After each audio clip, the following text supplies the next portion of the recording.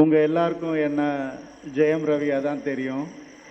ஆனால் எனக்கு இன்னொரு பேர் இருக்குது, ரவி மோகன். இப்போது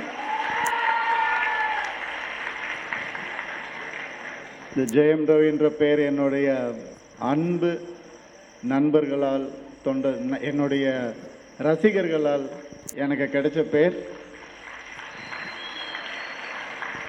இன்னைக்கு ரவிமோகனா உங்கள் முன்னாடி வந்து நிற்கிறேன் அப்படின்னு ஒரு படத்தில் ஒரு டீசர் நான் வந்து போட்டிருந்தேன், கராத்தே பாபுன்ற படத்தில்.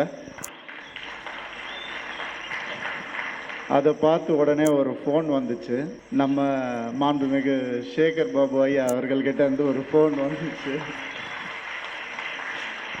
எனக்கும் வந்துச்சு, எங்கள் படத்துடைய டைரக்டருக்கும் வந்துச்சு. சரி, டைரக்டரும் கொஞ்சம் பயந்துட்டே போனார். ஐயோ, டீசர் பார்த்து ஏதாவது சொல்லுவாரா என்ன அப்படின்னு போனார்.